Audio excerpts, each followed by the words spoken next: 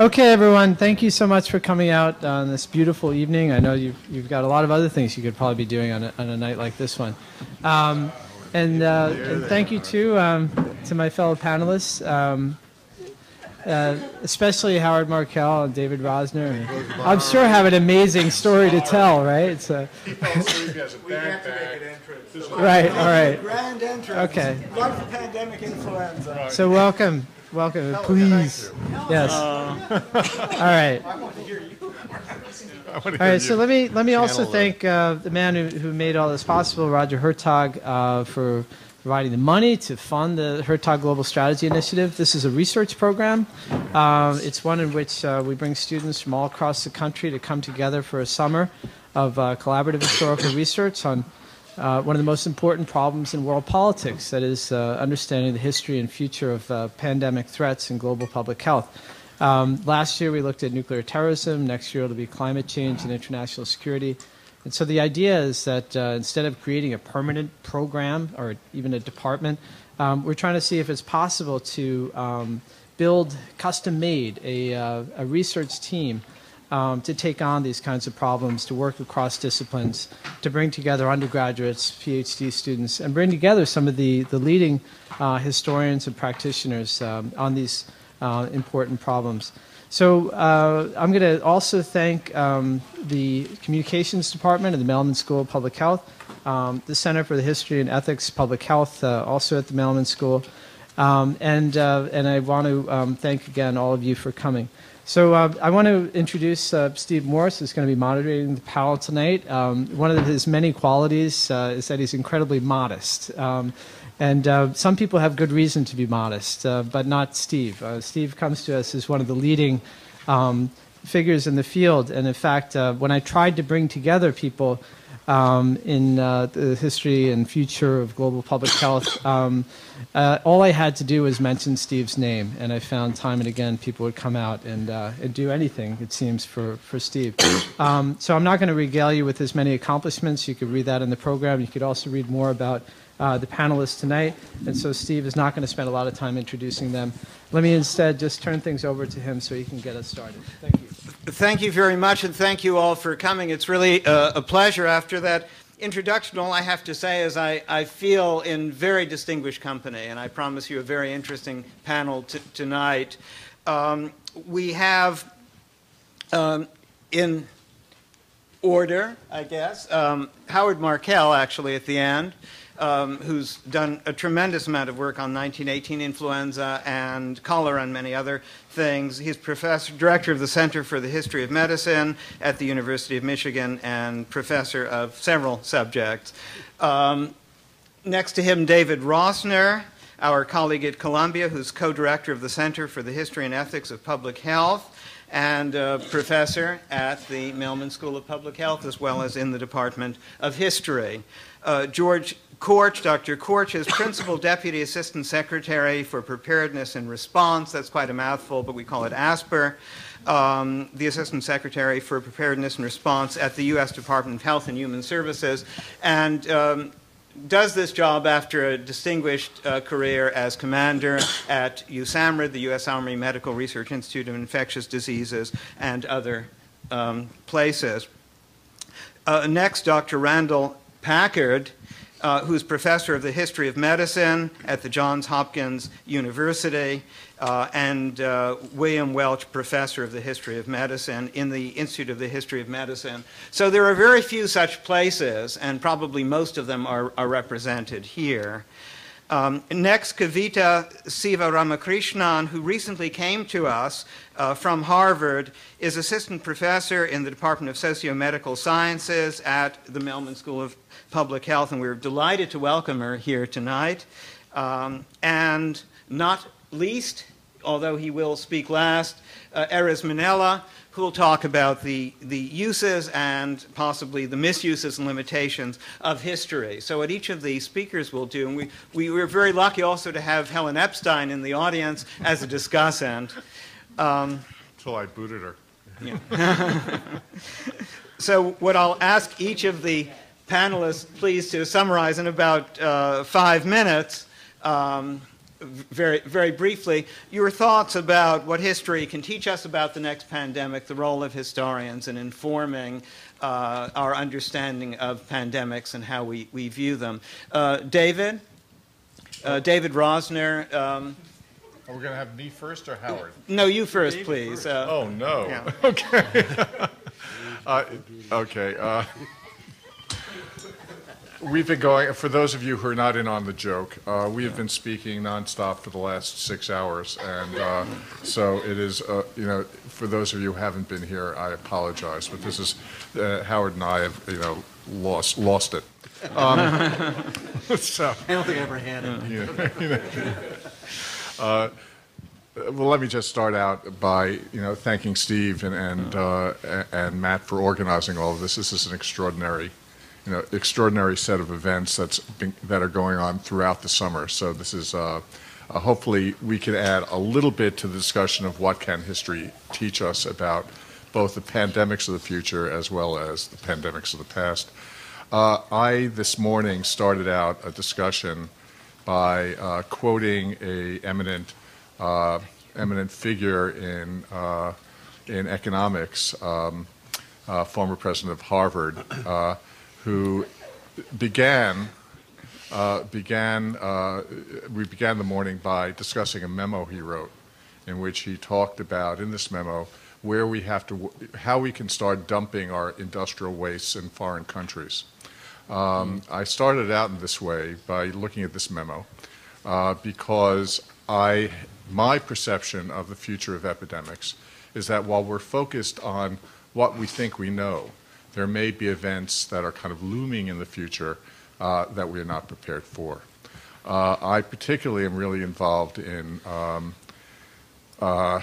thinking about the ways in which the transformation of international social relations, economic relations, political relations are going to affect how we think about the responsibilities of different countries and different countries' economies to one another. And specifically, what we talked about this morning was the problem of industrial waste. For those of you who know the history of industrial waste, we have become a rather clean country, relatively clean country over the past 40 years, basically by exporting many of our filthiest industries, whether it be the lead industry, which I'm focused on, or the plastics industry and the chemical industry. Much of the work that we now, as a modern industrial society, depend on, much products that we depend on, are really products and materials, the dirtiest part of which are produced in other countries.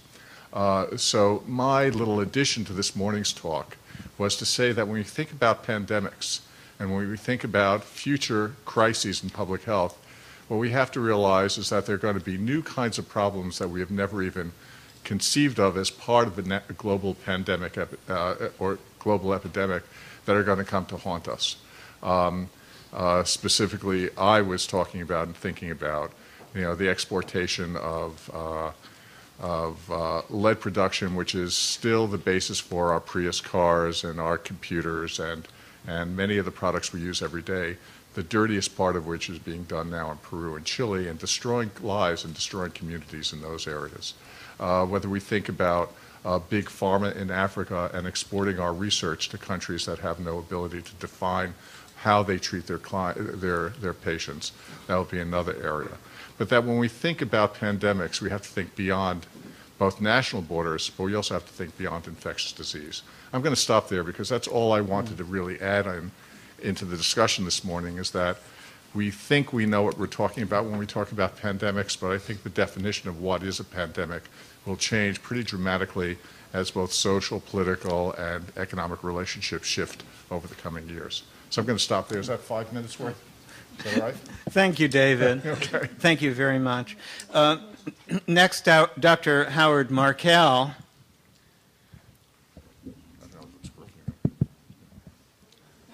Dr. Rosner already said what I was going to say, so I'm delighted to be here. This has been a wonderful conference, and I want to thank Matt and Steve for arranging it. It's been great discussions and opinions and really a lot of fun. I was thinking as I was walking up here, of a wonderful line by a great public health expert, Herman Biggs, who was Commissioner of Health in New York City, later became Commissioner of the State of New York, was very instrumental in introducing the techniques of bacteriology in terms of epidemic disease control in the 1890s, well into the 1920s, issues of tuberculosis control and so on. And literally about 100 years ago, almost exactly, he was announcing the opening of a TB sanitarium in Otisville, New York, that was sponsored by the city of New York. And he gave a very famous speech with a very famous phrase, "Public health is purchasable." And that most of the diseases that humans are subject to, and he said both acute and chronic, are issues not only of the disease entity itself, a microbe or a organ going awry, but of social conditions, of economic conditions, of political conditions, and that there is hope that we can fix these things, these underlying inequities, inequalities, these problems of housing, of nutrition and access to care and so on. And it sounds like we still have a lot of work to do, whether you're talking about acute or infectious or chronic diseases. Pandemic is a word that's been changing quite a bit. Epidemic, pandemic. Classically, contagious diseases referred specifically to a disease that you could transmit by touch. And that was classically smallpox and erroneously leprosy. Infectious was actually a different disease that you could spread by other means. People didn't know necessarily what they were caused by in antiquity or even much later, 1500, 1600 years later, but miasmas or later on respiratory droplets or gastrointestinal diseases. But there was a real distinction between infectious and contagious for many, many centuries that now very few people, unless you're a historian, think about. And in fact, infection comes from a wonderful Greek root, which means to pollute, to dye, D-Y-E, to stain, because it was thought to stain an environment or the atmosphere. An epidemic was many people in one area getting it, and pandemic, many people in many areas getting that particular disease. Now, contagious or infectious diseases tend to spread, but as we're finding, so too do the chronic or other diseases that we see. Heart disease and lung disease as related to smoking, gun injuries, automobile injuries, respiratory diseases because of pollution of the air, and things like that. So we do have to change our definitions. The purist in me, someone who has studied, spent a lot of time studying infectious diseases and classical epidemics and quarantines and things like that, likes the old-fashioned stuff. But I also know there's always change over time, and I think we need to think about all this. And that concept, that very, very noble concept and hopeful concept that public health is purchasable, I think about that phrase quite a bit because it is. And it's purchasable by the wealthiest countries in the world that have more money than have ever been amassed by human beings. And it wouldn't take all that much when you think of what we spend our money on. We never hesitate to spend hundreds of billions, if not trillions of dollars on various wars or rescue and capture missions and so on. Yet, when it would take maybe $10 a person in America to not eradicate, but really put the damper on tuberculosis and dengue and malaria and diarrheal diseases around the world, what? Should we do that? And I would like to submit that we were talking about Matthew particularly was talking about the passing of nation states, and we're seeing this quite a bit in issues. You're using the metaphor of war, but also of who attacks who. Terrorism is a perfect example of that. But if you really want to break down nation states, talk about disease. And don't just talk about infectious disease, but the health of others really does affect us. The pollution in other places of the world really does affect us who are more fortunate. And so the question is, can we afford not to purchase public health? And so I'd like to close with that. What are we doing and what do we have to offer? And I think history shows time and time and time again that we are very, very concerned about public health when there's an acute crisis. But then there's this profound amnesia once it passes. SARS, what's that? AIDS, that was a problem. Influenza, yeah, forget about it. But the same thing about diseases that we don't see or aren't affecting us are right in front of us. And I think we have to do a better job, historians as well as practitioners of public health, of showing, not to sound too much like a Hallmark greeting card, but no man's an island. And it's actually John Donne, it's not a Hallmark greeting card. But it'd be a nice greeting card. But, we all are all interconnected, and we're not doing enough, and we need to do more as a global community. I'll stop there. Thank you very much. Dr. George Korch's area of responsibility in the office as Principal Deputy Assistant Secretary for Preparedness and Response includes the public health response and preparedness for all sorts of emergencies, ranging from biodefense in general to various natural disasters and influenza pandemics. When do I sleep? Yeah. So when do you sleep? Actually, hopefully never. It's interesting coming out of a program in public health, and I start off my comments by saying public health really is a contact sport. It is science applied to a large scale to affect large scale changes in health. And Howard mentioned a variety of those, occupational, environmental, infectious, behavioral, development of social norms, and so the office that I represent, Preparedness and Response, and I share. It's interesting. I'm an interesting nexus because I'm also a professor at the Bloomberg School of Public Health on loan to the government. So. So to a certain degree, at any point in time, I can switch hats and say that's not my responsibility, but I don't deal with that right now. But preparedness and response is always contextual. Over the 3 years or 2.5 years that I've had the good opportunity to be engaged in this office, here is what has been on the plate. It started off 1 month into my tenure with H1N1. It was followed rapidly by an earthquake in Haiti with devastating effects and a cholera epidemic that followed on that. By the way, we now have an oil spill in the Gulf of Mexico that's affecting the shoreline and tens of millions of people. That then gets followed by a major reactor damage based on a large-scale event in Japan, earthquake and resulting tsunami. And on it goes. And right now we got a breathing room, but just to throw it into context, a few tornadoes in places like Mississippi and Missouri. So we move from the local to the global, but there's a commonality in every one of these particular types of events. And that is number one, the decision processes that we deal with. Generally with the same group of people almost, require access to timely information and access to expertise that is not resident in our little group. Access to you all at schools of public health or in other technical fields, and surprisingly access to the historical context of looking at our place in time versus other places and times and decisions that were made. Now, biological terrorism, biological warfare, is a misapplication of biology, and it's not a pandemic, it's a plandemic. People plan for this to happen, and they have a very specific set of decisions that they make on what they're trying to affect and why.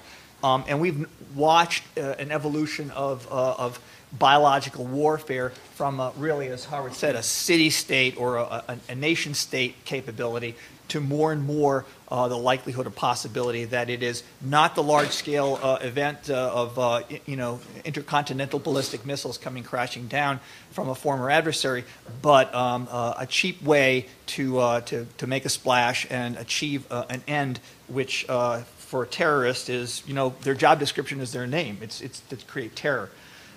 So we look at this and ask, how does one then strategically make decisions about where to make these investments? What's the level of impact in terms of economic and the medical impacts? What's the likelihood? What does the intelligence tell us about what type of event is going to happen? And then the real dilemma, will we be able to mount a credible response to that? And what is the time frame in order to get there? And over the course of the last 10 years or so, there's been a huge investment by this country in biological defense, stimulated by 9/11 and by the anthrax letters, such that there's probably been over $60 billion of investment. Now, you raise the eye, wow, that's a lot of money, and has it all gone for naught? No, actually, from my vantage point, if you look at public health as an infrastructure prior to these events, it was on the ropes. There was very few dollars really being applied to large-scale preparation, planning here in this country in public health. It was the benefactor to a certain degree of some of these events, because we saw that without the ability for local communities, which is really where all of our planning needs to be aimed at, to use these funds, to have the capability to communicate with each other as needs arise. Without that investment, and a lot of the money has gone into creating a public health infrastructure, which, sad to say, as budgets start getting rolled back, we're going to see a retrenchment in that capacity. But as we look at what biological defense has to do with public health, we see other spin-offs as well. More and more often we look at these unknowable events in biodefense as equivalent to what we see in emerging infectious diseases, what we see in rare and neglected diseases. There's a lot more commonality there than there are differences. Why is it that, for instance, malaria, which affects hundreds of millions of people around the world, does not have the same level of interest and impact from the pharmaceutical companies as does obesity or diabetes? What is it that we know about biodefense relative to the ability to stimulate interest in pharmaceutical companies to prepare and provide the medical countermeasures that we're working right now to build up? And so as we look at these gaps, there's a lot of lessons learned. Another major lesson that we've learned over the last 3 years is our ability to have a science responsiveness program to the events around us. As somebody says in the White House, never waste a good crisis. And the crises that we've seen have provided us a view of there are many times where we're looking to ask, where is the data that helps us to inform on what our responses should be? And it's always after the fact. Why didn't we take the time to establish a meaningful clinical trial, or gather baseline data, or develop a registry? And so we're starting to take that on in a really meaningful way. For instance, there will be something called the Public Health Research Review Board, or the FERB, which will be a national IRB to be able to respond. This is a lesson that we learned in H1N1 when we tried to be able to roll out a new antiviral, peramivir, for the treatment of highly sick patients in ICUs. So there's a lot that we learn out of biodefense that helps us inform public health, and there's a lot that we're learning in our response to these events in terms of the endemic diseases as well. So I just want to follow on by saying, what have we learned? The 1976 swine flu affair, the book that you all read, or many of you read, was the first mandatory reading as we cracked the books open for 2009 pandemic H1N1. And we directly benefited from knowing where were the points of error, or possible places where they should have seen the red warning signs and made change. And we used that to our advantage. Now, it wasn't perfect, and there was a whole lecture I can give you on what went right and what went wrong in 2009. But we didn't fail to look at history with regard to what had past administrations and past experts learned. So science responsiveness, building partnerships, this is Howard's point as well.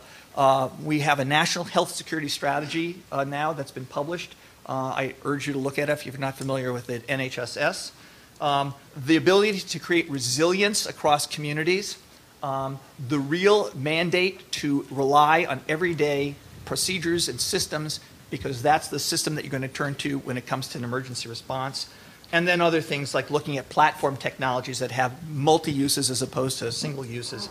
And finally, importantly, The equity of access. We're struggling right now with, how many of you here are older than 18, between 18 and 65? You don't have to raise your hands, I can probably tell. But how many of you have children that are, in the pediatric population? Do you realize that for many of the biodefense products that we're developing, we're fine with regard to use of those products in adults, but there's no data for the use of those products in children?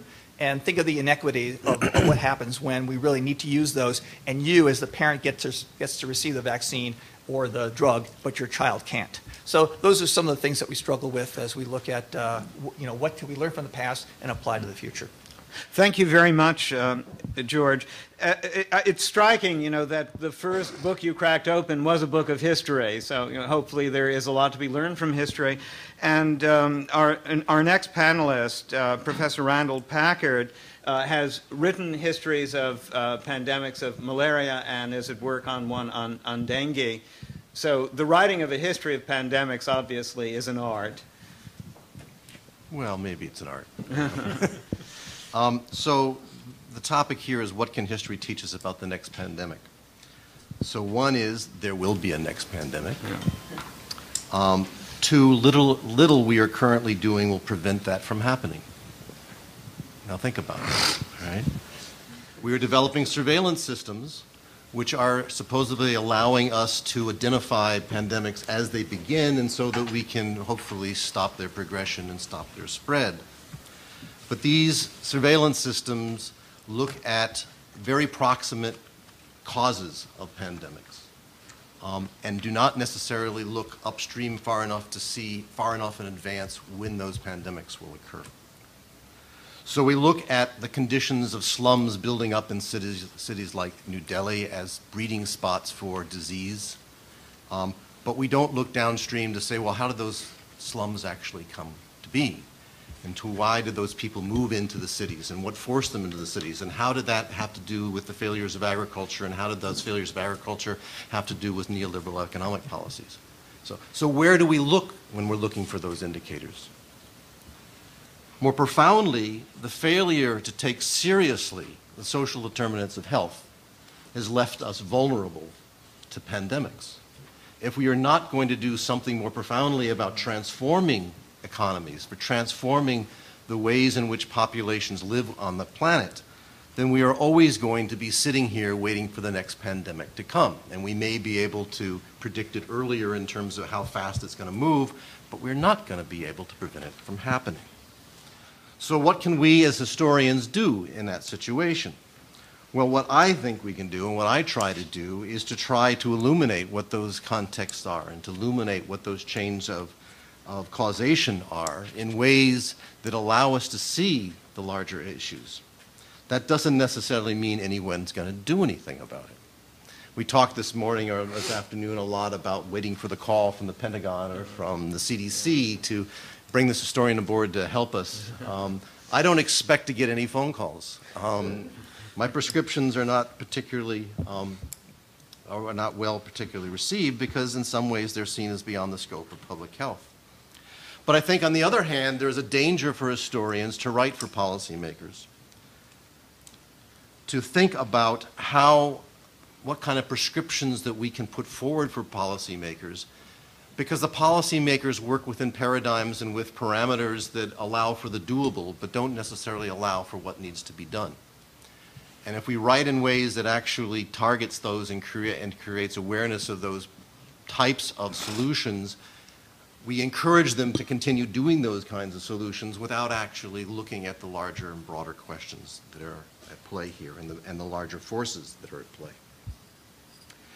So finally, what I would say is that there is another problem with looking at the history of pandemics, and I think Howard referred to this in another way just a minute ago, in that it blinds us to so much else that's going on in the world.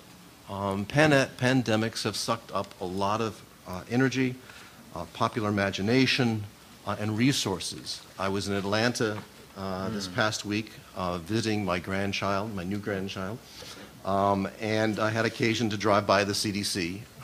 And I do this on sort of a regular basis. I taught at Emory for 10 years and had a lot of contacts with the CDC. It's like Oz. I swear, it's another world.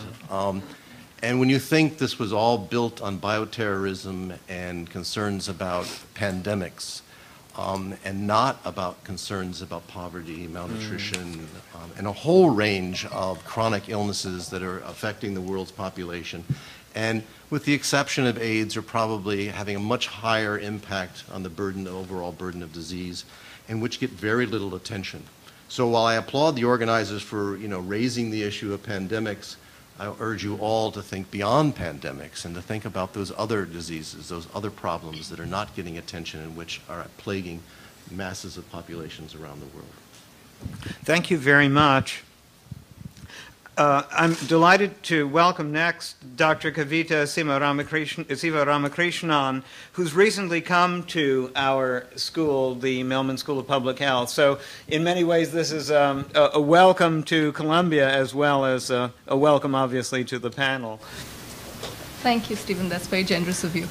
So I thought I'd build on something that Randy said just now and start with a little anecdote, really. About 2 years ago, when I was writing a paper on a recent plague epidemic that happened in a West Indian town called Surat. In 1994, in fact, there was a plague epidemic in Surat. And so I went to interview an Indian parliamentarian. He represented an East Indian state, the East Indian state of Bengal. And when I asked him about, what are the occurrences of epidemics, one of the comments he made was he said, you can only have epidemics against a background of health. So to be able to identify an epidemic, you have to have a background of health. It's not enough to be an epidemiologist and say you have to have this particular epidemic curve, you have to have a certain number of cases, and you report an epidemic. So the point I'd like to make is it's not only about the social determinants of health, it's also about the politics of health. Because this parliamentarian was not only speaking about poverty in Bengal, which is endemic, he was also talking about the relationship between region and center, between West Bengal as a province and what are the politics of a province that reports an epidemic to a national center, which is based in Delhi, funded by the World Bank, and which accepts certain kinds of reporting. And again, then the tension that epidemics bring up, which is the tension really between the nation state and the global. And too often we really focus on it, anthropologists, all of us tend to look at the global and the national, but we don't really tend to see the intersections within countries itself and the political determinants that really influences. And when my work progressed, I realized that the political determinants of epidemics are crucial, and they come up really in the issue of what I think are the semantics of epidemics.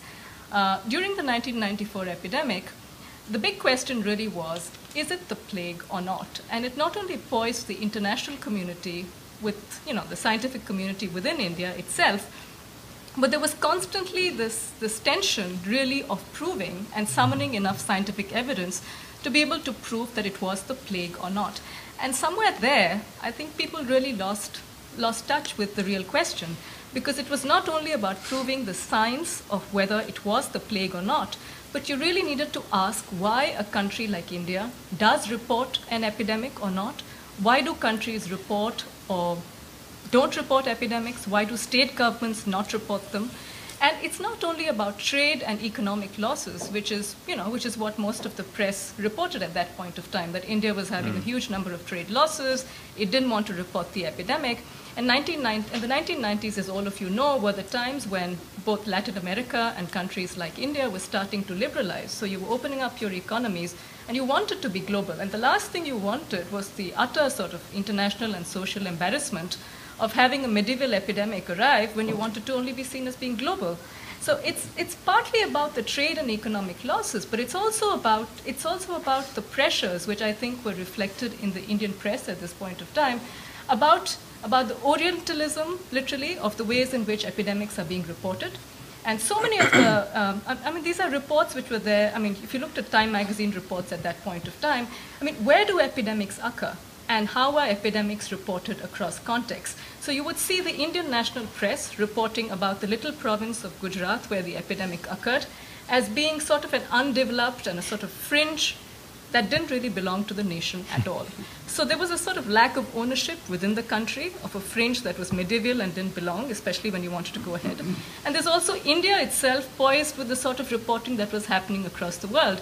And the utter embarrassment, of course, was that countries like Bangladesh and that's where the region becomes really important. The issue is, of course, of, what the North thinks of the South and what the South thinks of the North, but also what your regional neighbors determine. And public health becomes important in terms of the visions you have of yourself because of what, your strategic neighbors think of yourself. And that really affects the public as well as, I think, politicians much more than what the USA or the UN thinks of you at that point of time. And of course, one of the Indian newspapers, which was very right-wing, said, finally the plague will ensure that Bangladesh is not going to send all its illegal immigrants across the border to India, because you don't want those immigrants. And for the first time, you had a country that was much poorer, much less powerful than India, which seemed to have closed up its borders. So there's this issue of regional tensions which we need to remember. And so, the things I'd like to flag really is the issue of semantics, as in who names an epidemic, and this brings up this issue of politics and power. And finally, really, that I think each of these pandemics historically bring up, we think that there's a singular vision of public health. But I think what it taught me was there are simultaneously many visions of public health at the time of a single epidemic. And in some ways, the politics of these many visions helps us really understand the sorts of social tensions that exist. So let me give an example. At the time of the UN report that was produced immediately after the plague epidemic in Surat, the Indian government tried to look at the plague epidemic as being something which was planted possibly by the sorts of, the bioterrorist conspiracies that could possibly exist in Pakistan. It spoke of laboratories where the plague, where the plague microbes may be manufactured. So there's a whole sense of global health or a vision of public health which is not located within India. It's not located within the spaces of poverty and dirt that exist within India. It's about science and technology. It's about germs and pathogens that are constantly moving. And on the other hand, the report that was produced on the plague epidemic, which was a local regional report produced by the Gujarat state government, talks about the plague as being a disease of development. It's a disease, and it's an older sanitarian sort of vision of public health, which is exactly what Randy was talking about, which is about poverty, which is about all the workers in Surat who were exposed to dirt and disease. There had been floods in Surat before. So there's a different sort of memory of public health. There's a different sanitarian vision compared to the, this global health vision that we speak about. So that's the last thing really that I'd like to say, that we have to remember that what epidemics teach us and what pandemics teach us is that, even when we look at it in a linear fashion and look at it historically, even at a particular historical moment, there are several competing visions that arise out of social inequalities, but are also out of the political inequalities that don't allow, that have these groups constantly jostling to project certain kinds of public health visions. Thank you very much, Kavita. With a last but not, by no means least, but as a very nice, I think, finial and finishing touch to wrap up the panel, Dr. Eros Manila, professor of history at Harvard University, with a perspective on the limitations of history and its uses. Thank you. First of all, I have to clarify, I'm not a doctor. There is a medical emergency. Not your man. What can history teach us about the next pandemic? This is the question before us, and I have two answers for that. One is everything, and the second is really not very much at all. And what do I mean by that? Well, everything, because history is the sum of our past experiences, and anything we could possibly know about the next pandemic, we know about because we have history to guide us. Not very much at all, because although the past is all we have, it still doesn't allow us to predict the future. History doesn't work, as we said today, in perfect cycles. So everything, and not all that much.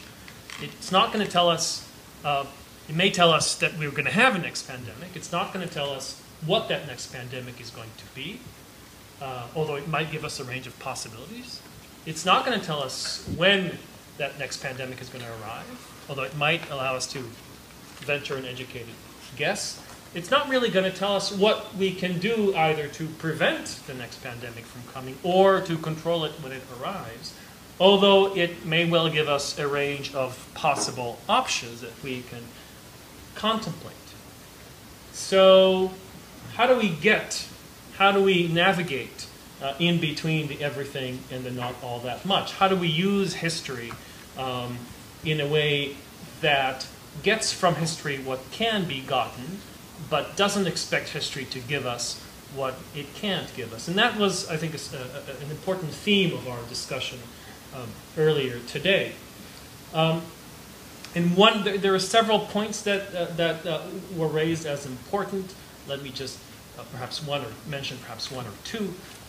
One is that when we try to use history to think about the future or the present, we should be eclectic. We shouldn't latch on to one historical analogy or one historical example of one historical period, and that's that. So that, okay, well, influenza, that's 1918, so we know that. That's not good. If you find yourself latching on to one historical analogy and guiding your actions through that, you're probably on the wrong track. What you want to have is a set of different possible analogies and think through the implications of each comparison. What does that mean? That means that as historians, when we try to use, and a lot of historians, saying earlier, have various kinds of qualms about using history as a guide to the present and the future. We even have a pejorative term for that. It's called presentism, which we hurl at each other at moments of dyspepsia. But nevertheless, if we are inclined to this exercise, we need to think very carefully about how we justify using a certain historical analogy or a certain historical experience to shed light on present conditions or on future possibilities. When Howard was giving his presentation today, sorry Howard, I'm stealing your anecdote shamelessly, but it's just too good to not mention. He was talking about how he was invited to the White House to consult about, to lend his expertise on 1918 influenza to the recent pandemic scare. And then at some point a question arrived from the president to the historian asking him, do you realize that 1918 was a long time ago? That's pretty much it, right? And I actually think that's not a bad question, because it asks the historian to justify, what about 1918 is similar to our present condition that we can legitimately use it as an analogy? And what about 1918 is different than our present condition? Right? And which raises the question of what type of history is more useful. Are we making an argument that the further we go into the past, the less useful history becomes? So ancient history, nothing at all. Medieval history, not much. Early modern, maybe a bit. And modern history, yes, that's the most useful. Is that the type of argument we're willing to make? Or are we willing to make a different type of argument that has a different kind of taxonomy of usefulness and lack of usefulness? It's something we need to think about as we try to use history as a guide for the present and the future. Finally, I think that this question, what can history teach us about the next pandemic, also suggests another question, which is, what can the next pandemic teach us about history? No less important in my view.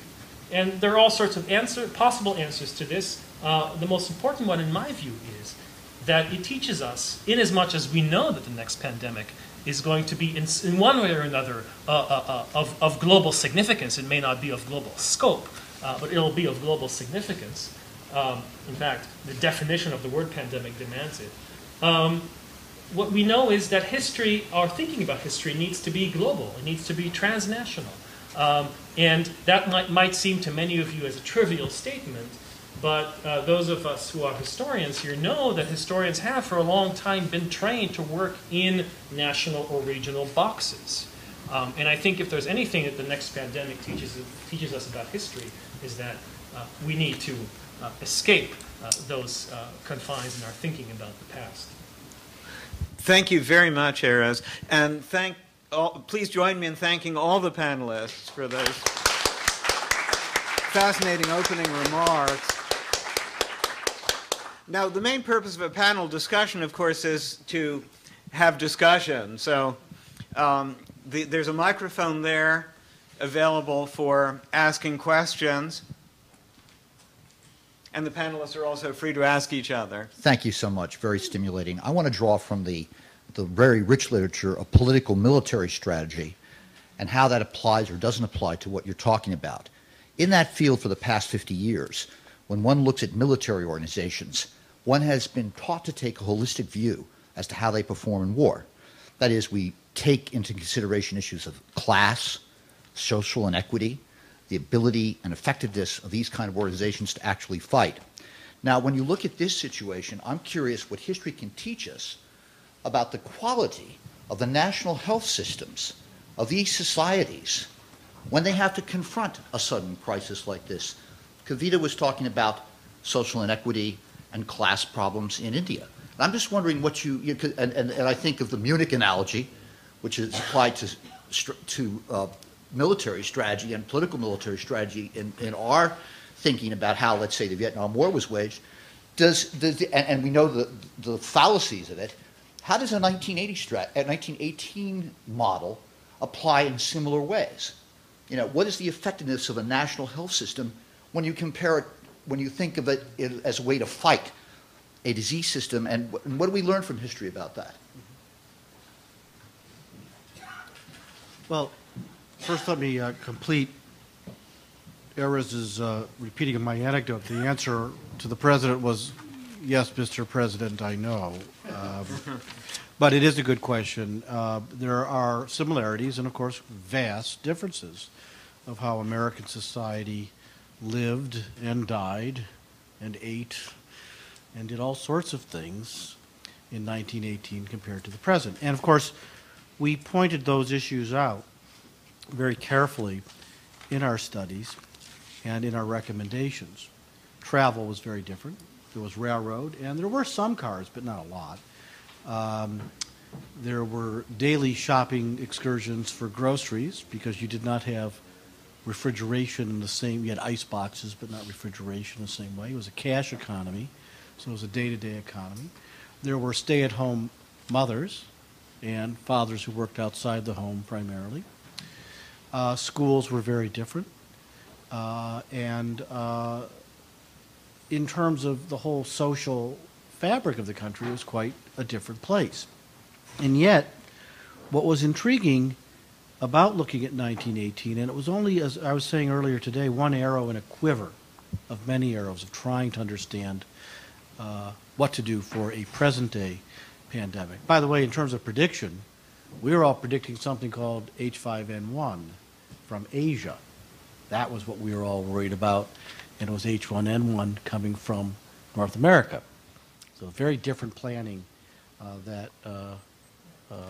for one set of circumstances and another. But what was similar in terms of looking at 1918 was that our group was asked to look at what are called non-pharmaceutical interventions, things like quarantine, isolation, school closure, gathering bans, public gathering bans, things that became really extinct in the 50s and 60s and 70s with very good vaccines and very good antibiotics. So to propose a quarantine in the 1960s, let's say, you would be laughed out of the room, literally by your colleagues. It was just an antiquated thing to do. And yet, it became very important when we considered things like bird flu in 2005 and 6, and certainly in 2009 with H1N1, because we know you cannot make 150 million doses of vaccine or 300 million doses of vaccine if you need double shots. That's just there's 350 Americans. I'm not even talking about other countries. You can't make that overnight. The technology on flu vaccines, up until relatively recently, was very similar to the way it was 50 years ago. You need a lot of chicken eggs, and you're injecting the virus in, and you're growing it. And it takes 6 or more months to get those doses ready to be shot, to be ready, to be tested, and then injected into people's arms. There's certain technologies, but they wouldn't do all of it, and maybe in the next several years they will. That might take 3 months, but that's still quite a lag. So if you wanted to look at these non-pharmaceutical interventions, you really didn't have a database in the modern post-germ theory era that was larger and had populations of 100,000 or greater, which is where most of us live in the United States, and this was a United States study. You don't have much data other than 1918. So was it a perfect data set? Far from it. Were there problems with it in its applicability to 2009? Absolutely, and the President and others were very right to ask that. But was it absolutely not worth a grain of salt, as one very distinguished virologist said? And I reply, well, I hope it's worth at least a shaker of salt, but far from that, too. And so there were things that could be done and then serve as a foundation for more modern studies that were set up and were performed in 2009. But you're absolutely right, whoever asked. I don't see you standing anymore. You know, history can serve as, it can inform the present. You have to be very careful about presentism. And I agree. It's not only dyspepsia; it's generally disdain. But it can inform. But if you're suggesting it's a guidepost for each milestone, a treasure map of where you need to go on your scavenger hunt, you are going to be sorely disappointed. And in this case, more than disappointed, people are going to die. So I think you have to use this data as carefully as you would use any type of inquiry. That it doesn't give you the whole picture. No one has a lock on the truth, as far as I know it. Let me just add a little bit to that, because when I was doing, I wrote a book with a co-author on Are We Ready, Are We Ready, which was based on interviews after September 11th. And it was an attempt to kind of capture people's reactions before the historical gloss kind of took over, people in public health. And we were interviewing a lot of people literally within months after the attack on the World Trade Center. One of the people we interviewed was the head of the CDC's environmental unit, center, environmental health. And he was flown in, literally the only plane in the sky, he said. He was the only plane in the sky after September 11th when everyone was grounded. He, accompanied by 3 jets, flew into New York City and saw the hole in the ground and landed. And he spent a lot of time in his interview talking about the response. And his basic point, as he said, if the attack on the United States and if the attack of bioweapons would be used in the United States, I mean, this is how they were thinking, he was almost ecstatic that it happened in New York. Okay? And I said, what do you mean by that? You know, this is a bizarre way of looking. He said, because you have to understand every one of our public health systems throughout the country has different levels of capacity. And the thing that made New York really able to respond was not the emergency plans it had, not the ways in which it responded because it had spent a lot of time, although they had, preparing for attacks. Nobody foresaw an airplane going into the buildings. They had prepared all sorts of plans. But it was because in New York there's an infrastructure that existed there in which when the buildings went down, almost immediately, people who were interested in rats in New York City's Department of Health went out and made sure they busted into restaurants to get the food out of there so there wasn't an infestation of rats. Because the people in the Department of Health that were concerned about water pressure in the water system made sure that all the leaks that were created by the destruction of Lower Manhattan suddenly didn't reverse water pressure so that suddenly, waste water would end up in people's sinks. That people who were concerned about the records, the vital records of New York, right, would actually rush down to 125 Worth Street to go into the basement and load up trucks to bring every record regarding birth and death up to the Bronx. He said, because the city has this extraordinary tradition of an infrastructure built around providing services for its people, it was almost as if they were ready for this attack. And he thanks God it didn't happen in Atlanta, that it didn't happen in Washington, that it didn't happen in 1,000 other cities where the infrastructure had been destroyed.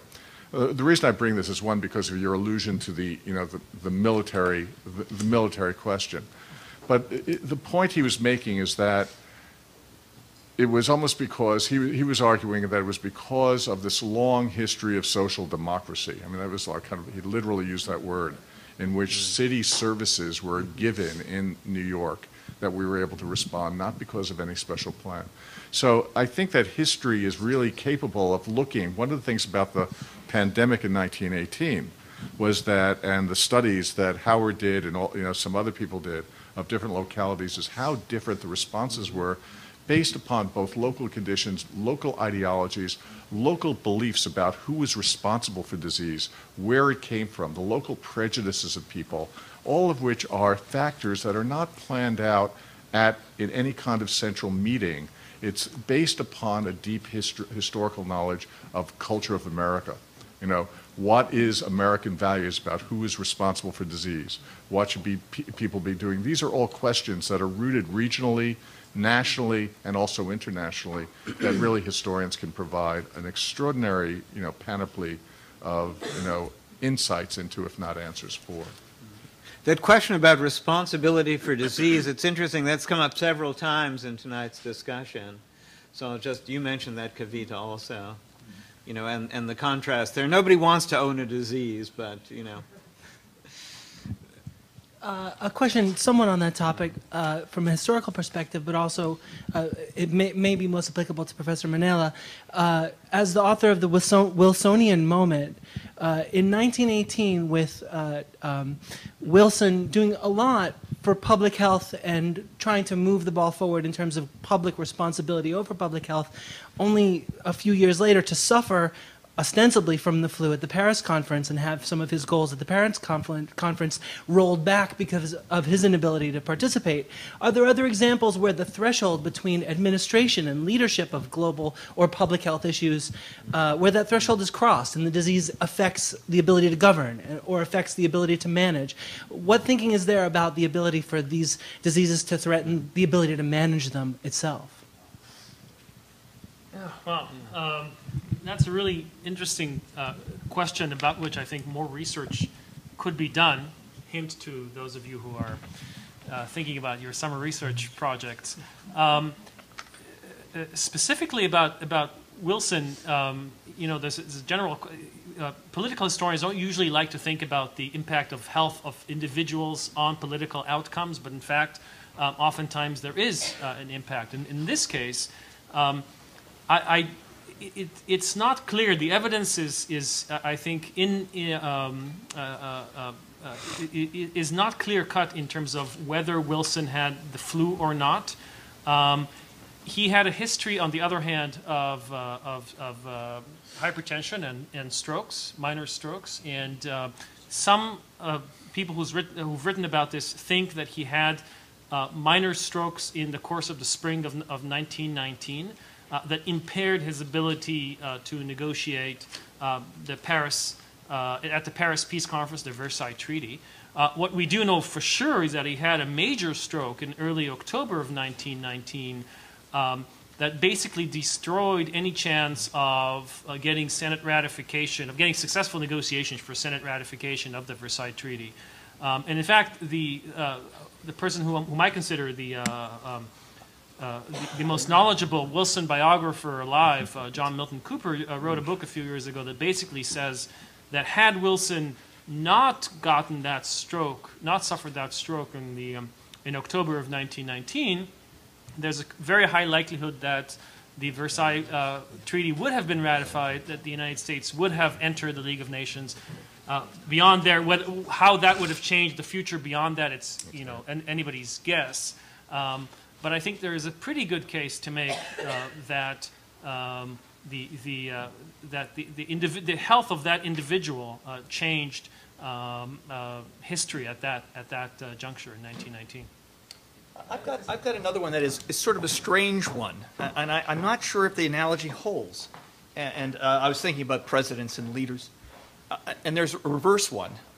And correct me if I'm wrong, historians, but Adolf Hitler in World War I was a direct participant of chemical attack, understood the inhumanity, if you will, of using that form of warfare, and although potentially prepared to engage, chose never to use it. Now, there are a couple of reasons. Except in gas chambers, of course. Yeah. Except in a very specific population. But interestingly, in terms of prosecution of the war effort itself, there's an example where did it make military sense to possibly reuse these things? Well, yes and no. Would he have achieved, or would the Nazis have achieved some sort of a military advantage? Because none of the groups were prepared really, even by World War II, to have effective countermeasures against chemical agents and biological agents. In fact, the history of the U.S.'s response to World War I and the biowarfare capability was a direct result of World War II and the belief that possibly the Germans were using it. And it was all done under the leadership of George Merck, who was the principal architect of the U.S. program of Merck Pharmaceuticals. But maybe there's a context in a reverse sense to the one that you're asking. There's a huge amount of people who work on presidential and leadership disability.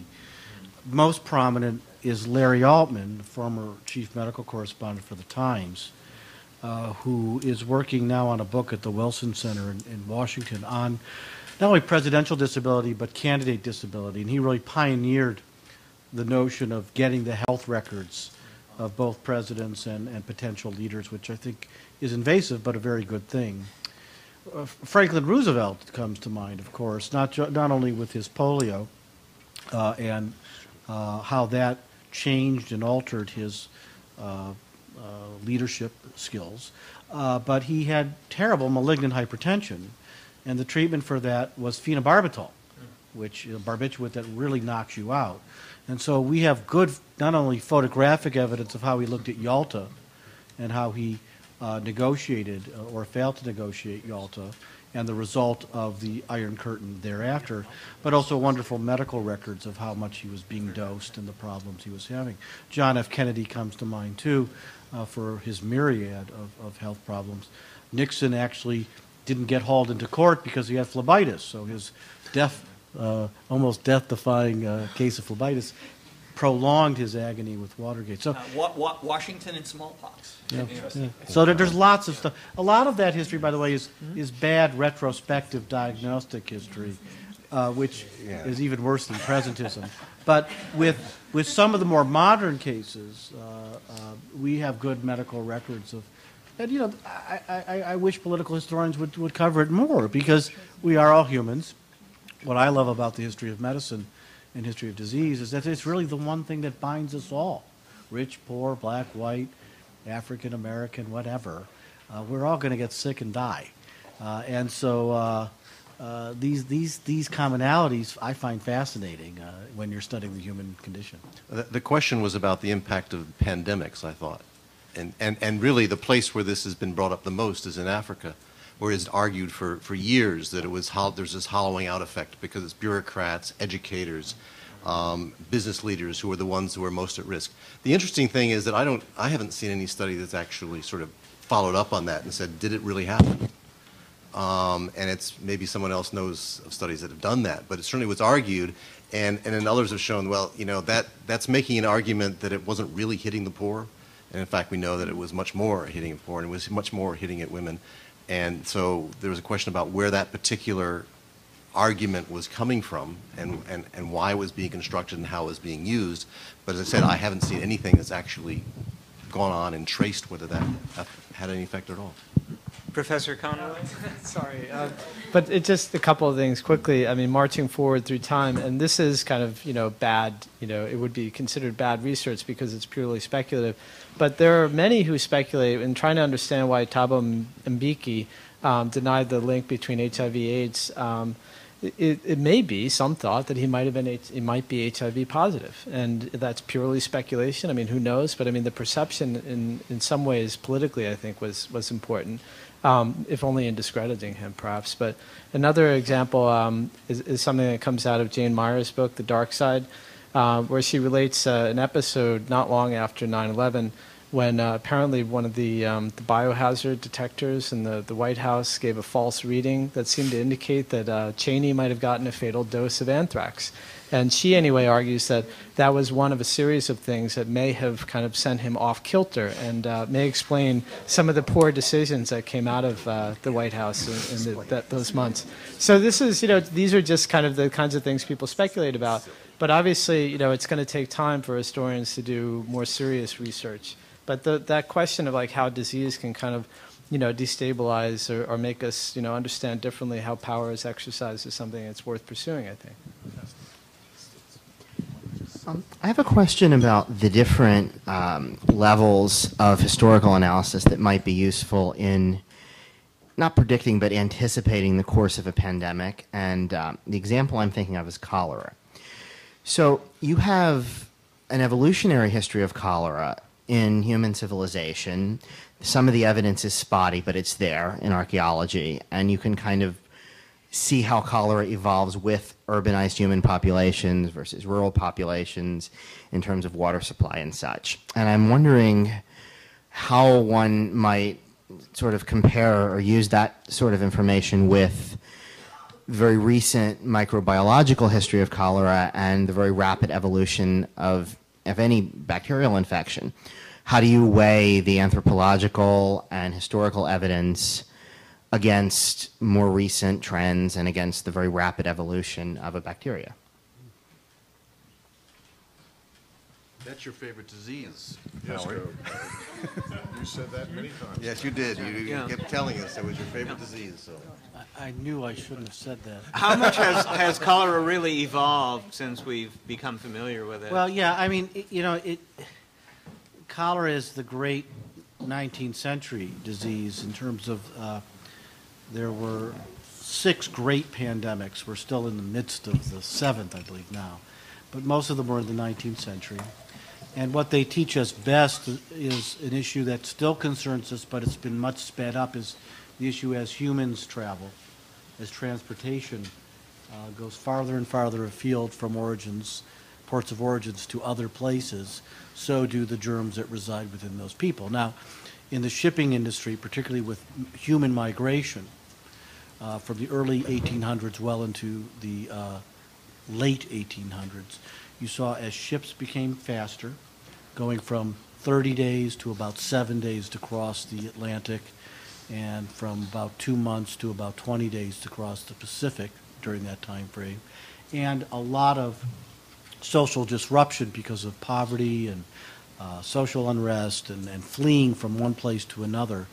That was really a very early taste of what happens when people move, and they move even faster now, today. It also allowed public health people, long before that we knew that it was Vibrio cholerae that caused cholera, let alone the evolution and issues that have changed the Vibrio in recent years. But the idea that international strategies needed to be made. So now we talk about international health regulations, IHR, that are going on at levels of WHO, but also in national health departments and ministries and so on. But from the 1830s well until 1938, obviously World War II stopped a lot of things, there were several international sanitary conventions that were there to discuss, even though they often use different disease ideologies, miasma and other humoral theories and so on, but they're very fun to read through because all the world's experts of the day are there arguing about things, but they are at least thinking about germs that travel, and the notion that several people said today that national boundaries alone don't protect us.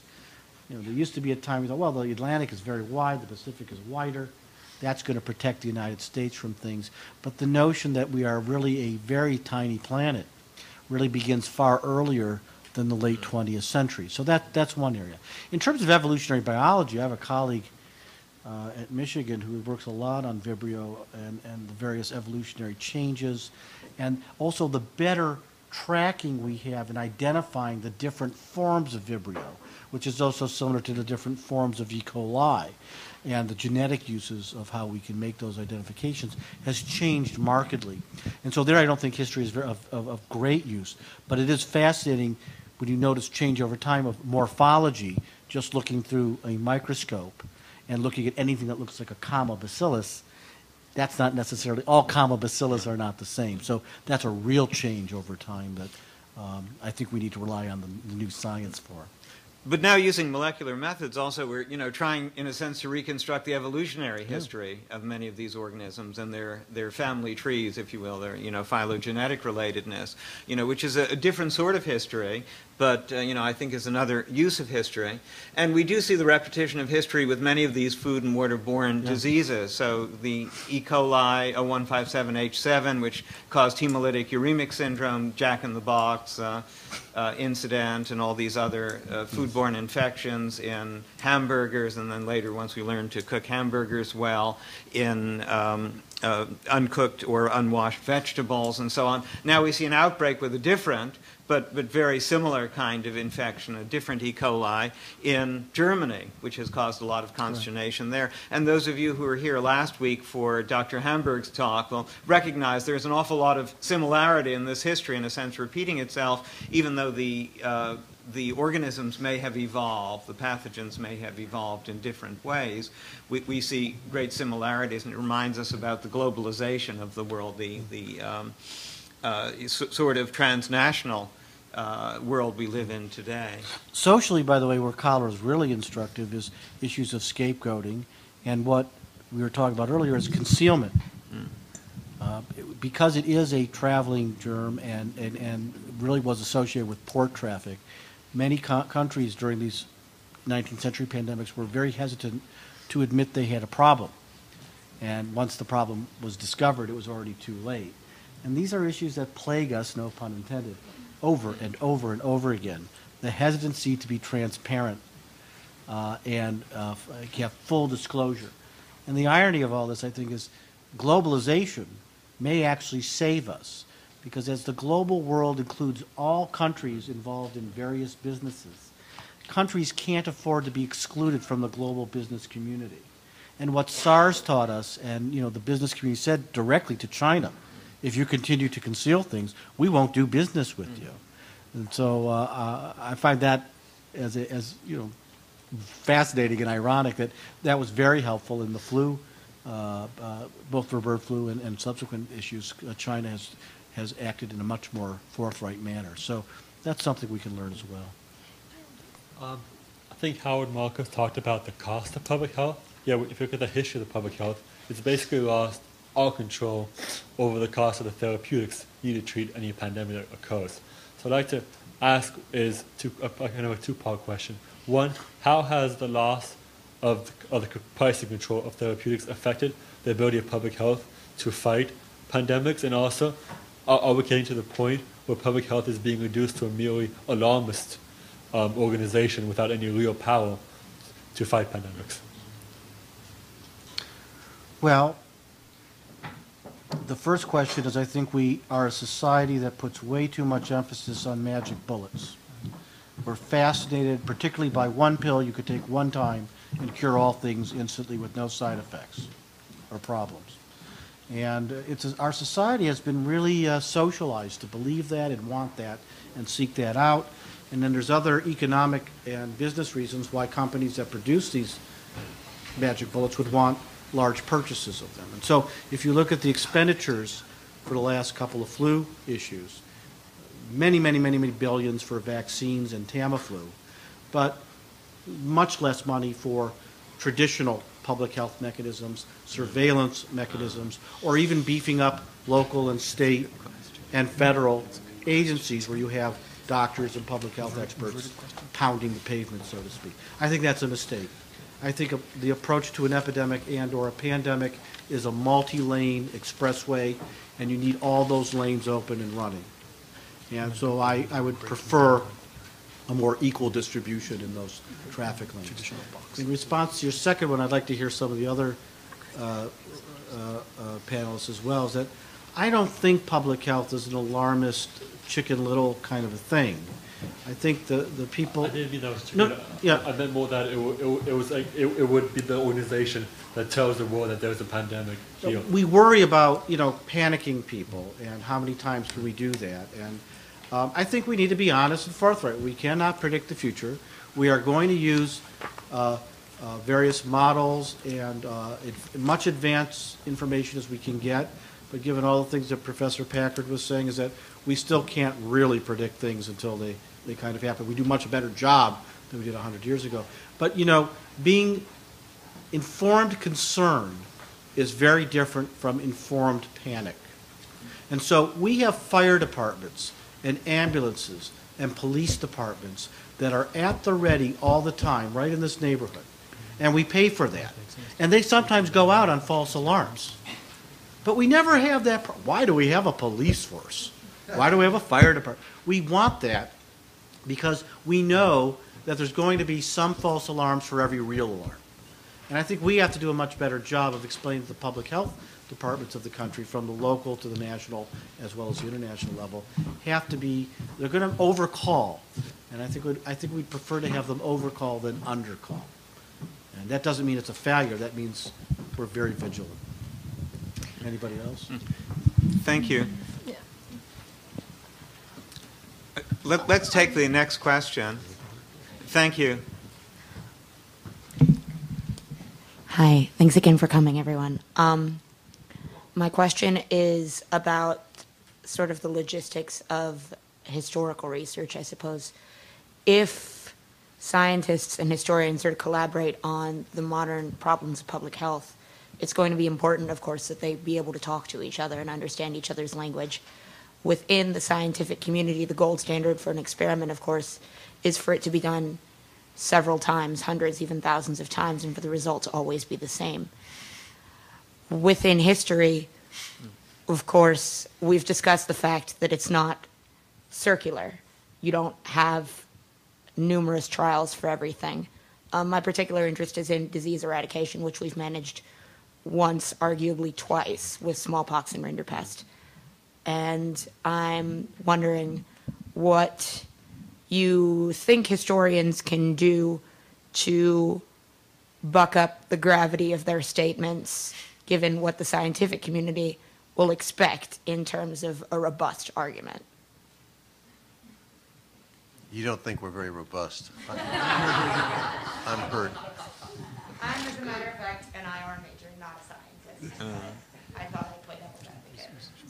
I would really wonder whether a lot of public health science is really based on such good, 19th century concepts of experiment and replication and kind of Karl Popperian notions of replicability. I think that most public health science is really very much as probably inexact and as tentative as virtually any historical methodology. In fact, probably more so. I think when we think of epidemics as constantly, getting back to Rodian's point, epidemics as constantly kind of as surprises and needing emergency responses, I think we find our science and our history sometimes getting distorted. I think the point I was trying to make before is that the existence of an ongoing infrastructure for dealing with the here and now and the everyday, both within the United States and also for other societies, is probably much more important in terms of creating a responsible response to epidemics. And I think that there's kind of a cultural prejudice against history in the United States where we believe that history does not have scientific rigor. I think if you go to Paris, you'll find exactly the opposite, where everything is history and no contemporary evidence really matters. So it's a kind of cultural issue about what is really good evidence and what is bad evidence. And I think in some sense we've found ourselves as a society believing in numbers even if we don't understand them. And there's as much interpretation in the numbers and as much interpretation in the results of experiments as probably interpretations of history. That would be my modest statement. I'd also like to. Go ahead. Sorry, thanks. I'd also like to add that it depends where the numbers are coming from.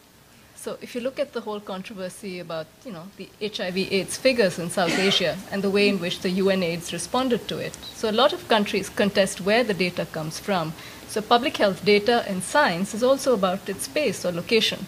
And a lot of it is, of course, the collection of the data in terms of where the WHO collects is, you see the politics of data collection and research as well, and that leads to also assumptions about what is legitimate, what do people accept. And I think when we talk about science, we also talk about, the demand and supply of science. Who buys that evidence, who accepts it, and which policymakers do or don't. And I think there's a certain amount of politics in looking at that science as well. So it's not only about the method and the tools and the research that you use, but also eventually if we are talking about how it will affect the ways in which pandemics are administered or what policies come into place, we have to look at the politics of where it comes from. And I just quickly wanted to add to David's point about culture. And I think there's also there's a whole sense of siege about pandemics, which is also related to where you're located, and the sense of why it has to do with, pandemics are also about, they assume that you have a certain cultural imagination where you think you should have disease-free, a completely disease-free and a completely hygienic environment. So I'm not disputing the fact that you do need techniques to be able to, you need public health approaches. But this business of thinking that you can completely get rid of, you can have these zones where you can protect yourself completely, anticipate everything, is also a certain kind of assumption. It's a kind of cultural assumption which I think I don't really agree with. So, Just to this question about science, John Lewis Gaddis in The Landscape of History, which is a book that those of you in the program read, I think as the first reading on the list, says that he, after being asked several times, whether history is scientific, he decided to invert the question and ask, what sciences are historical. And he arrived at the conclusion that numerous sciences that we take for granted are in fact sciences, such as evolutionary biology or climatology or paleontology, are historical. They're not based on that. Arguably, no science is, in fact, based on this ideal type Popperian model anymore, not even in theory. But there are recognized sciences that were never based on these kinds of experimental techniques. And I don't think any scientist in his or her right mind, would expect historians to come up with this kind of replicable model. They'd understand, one hopes, that history is what it is, and you have to think about it in a way that allows for a unique point in times. But they also wouldn't expect evolutionary theorists to come up with that kind of replicability in their model. Of course, exactly. Yeah, that's the point. Yeah. But I would grant you that if you're looking at research on the social determinants of health, and if you read the WHO Commission report, you do come away with a sense of where's the beef. That, in fact, there has been a sort of understudying that have done in any kind of rigorous fashion the connections between various social factors and disease outcomes. And part of the problem is it's really difficult to get those funded. That's not what the NIH likes to fund, right? It's requiring people to think about things in different kinds of ways than fit the normal models of research. And as a result of that, we have really fairly large gaps in our knowledge of these things. And so you're absolutely right. We need more robust, but we also need more funding to do them, to get the robust into the research. I just wanted to thank you all again for being here today. It was an absolutely stimulating day for those of us that were in the program, so thank you. My question, I guess, kind of builds on the trend of globalization that we were talking about. From a historical perspective, to what extent does international cooperation and coordination kind of filter into pandemic or public health response? Obviously, in something like eradication, it's very important because you have to work across borders and with other countries. But in something like the social determinants of health, which is an increasingly important trend, obviously, in global public health, how does this idea of cooperation with other nations sort of come into play? And I'm also thinking, I guess, about quarantine and the way that nations are willing to close down their borders and to keep people.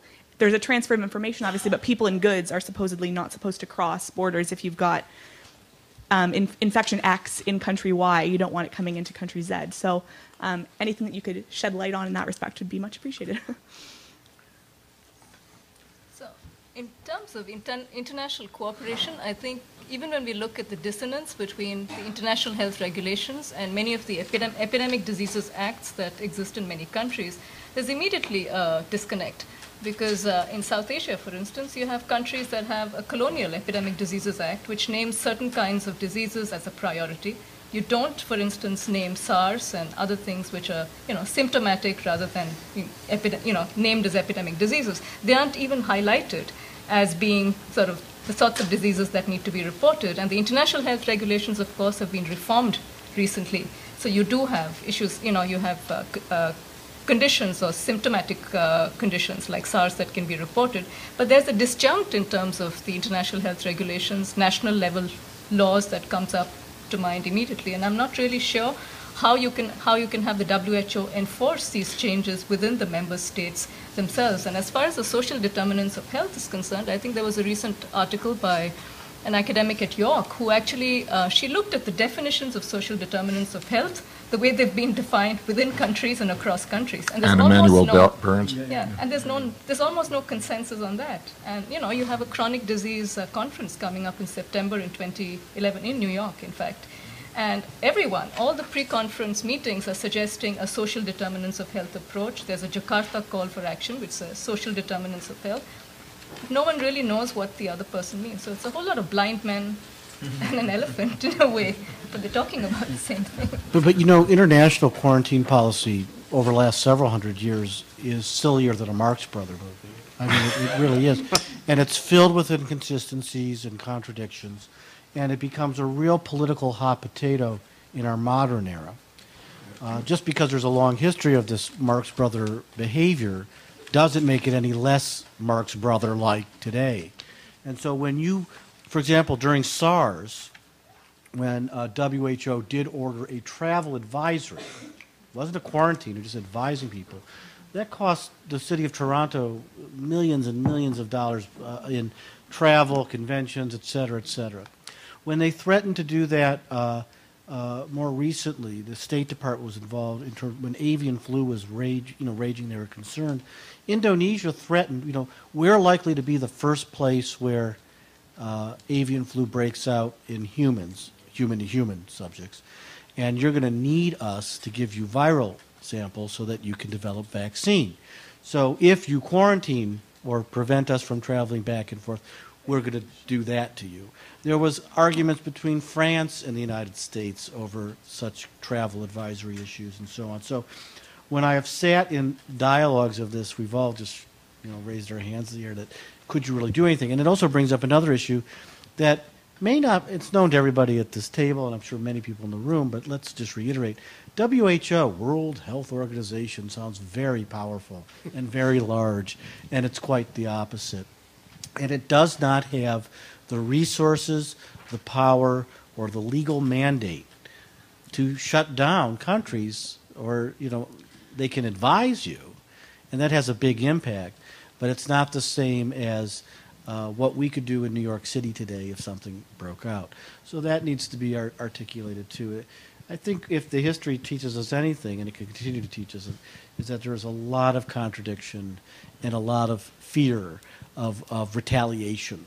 And that has been going on since time immemorial, since Emperor Justinian ordered some of the first quarantine orders in the 7th century AD.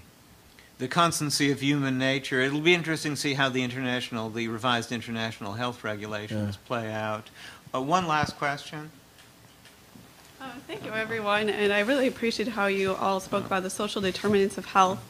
And as a medical historian, I'm thinking about what is missing in our field in terms of politicizing all of the economic issues that have impacted sort of all of the variety of diseases that we're dealing with now. How can the field of medical history sort of improve the way that we're looking at the history of disease and health so as to account for the social history of health outside of, a lot of topics that we're seeing, which are kind of micro-histories of diseases or technologies that emerge? The first thing is that the history of disease in a kind of epidemiological sense, tracing diseases, linking them up to social conditions and so forth, has not been a major center of the history of medicine, I would argue. The history of medicine has looked at history of concepts of disease much more friendly and much more readily, on how diseases are understood and dealt with and treated. But the whole notion of sort of looking historically at diseases as if they are actually real entities as opposed to sort of conceptions is a controversial one. and there are historians that are very resistant to that even notion. So it's actually a harder battle than suggested. But I think that those of us who take this seriously are trying very hard to bring in a larger context in which we understand the history of disease. And it's important. I think there's a lot more to be done in this field, but it's not without contention. Yeah, I think that the history of medicine is, kind of a problematic conception outside of the world of history, just because it identifies medicine as some kind of unique entity that is different from other social processes, and that leads us, into a bind.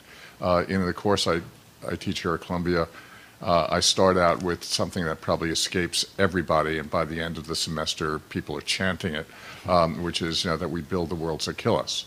That the worlds of disease are emblematic of the cultures and the societies in which we develop them, whether it be epidemic diseases in the 19th century as a symbol of the crowding of cities and urban organization, and or ultimately chronic and industrial diseases of the 20th and 21st centuries as being in some sense representative of the new industrial state and relations we've created. It's an American course, so it's not a world history course.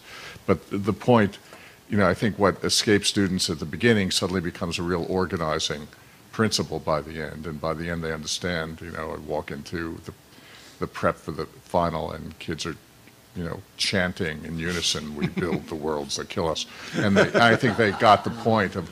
But the point is that the history of medicine has to think of what that history is differently. Yeah. They have to think of medicine as a kind of a byproduct of a set of social relationships, and at that point, then it becomes clear how to organize the myriad of problems from infectious disease through epidemic and pandemic through chronic and all the other conditions that we decide are diseases at different moments, the kind of the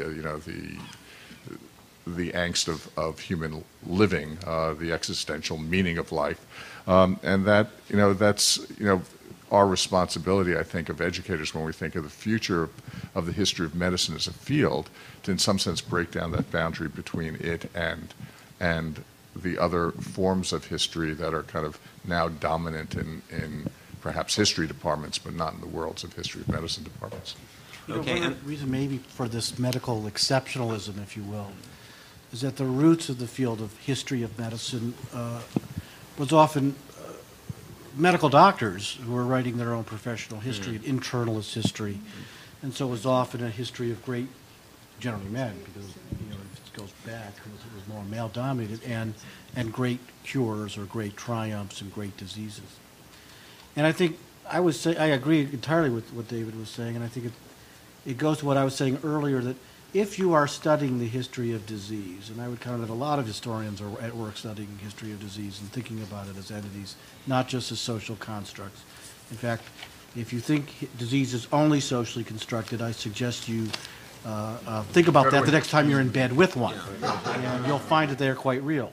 But the reality that we all, as humans, are going to get sick.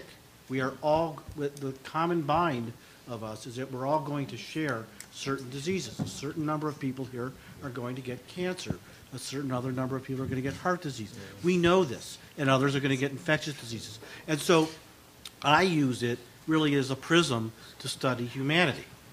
History of disease and medicine and health and cures and disease entities is really just one other way of looking at the human condition.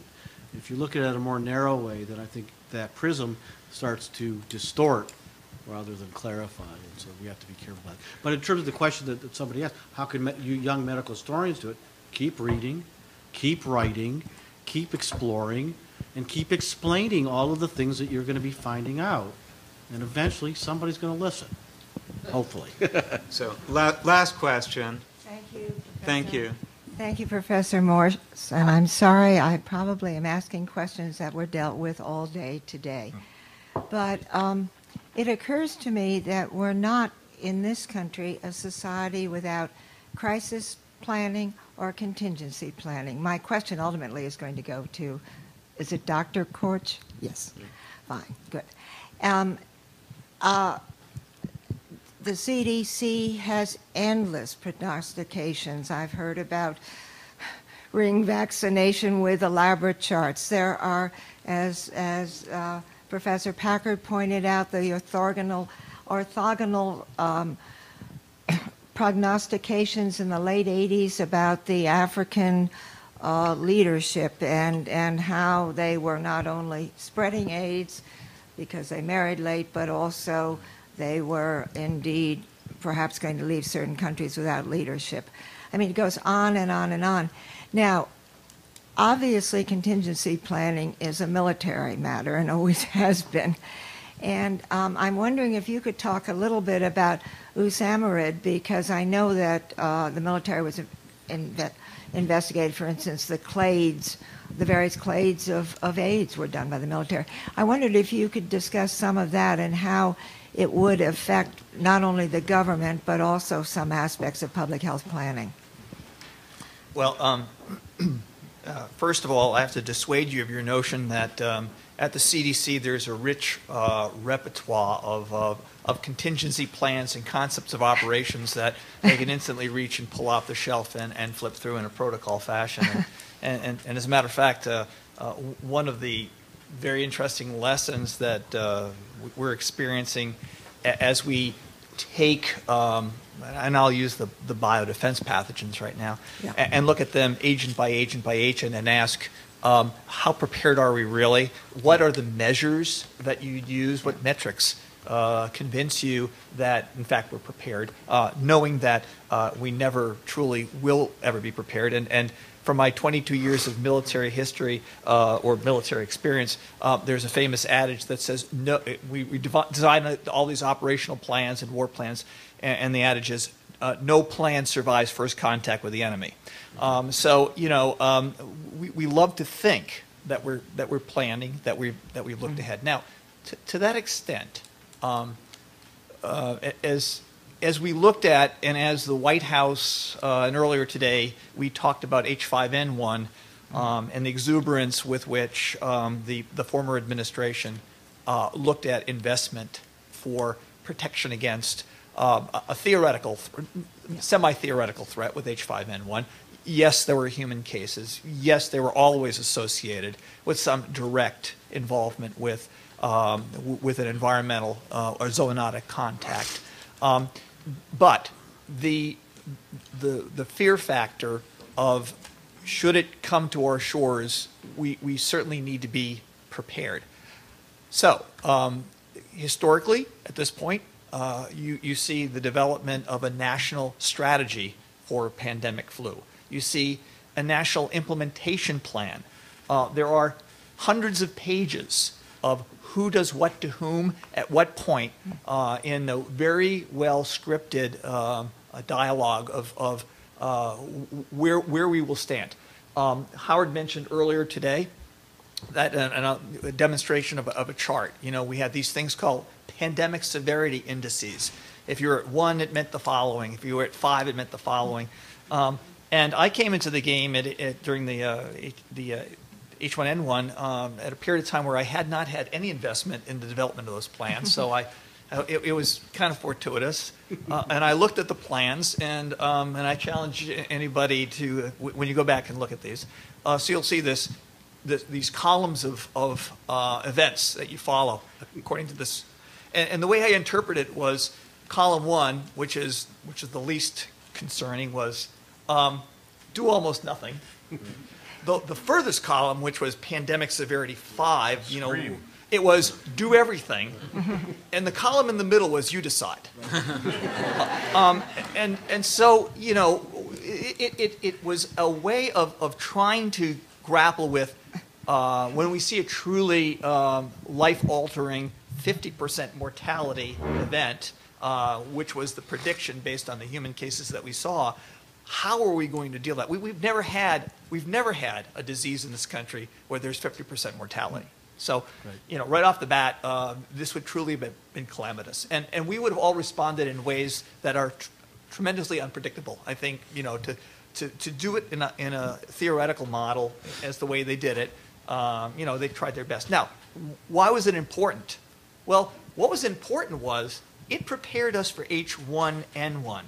So the presumptions that would happen over in Southeastern Asia, that we would have weeks, months to prepare for it, that over the course of time we would be able to ramp up our infrastructure, was suddenly challenged when it happened 700 miles from our southern border, and that's nothing. That's next door. But all the levers that were in play with the pharmaceutical companies, with the CDC, with access to experts, with thinking about how do we shift rapidly. Yeah, we'll throw away, for the time being, we played a little bit with the community mitigation techniques, saw that in this particular case it didn't work. Spent a lot of time early on scratching our heads about what the R0 values were and what was the transmissibility of this.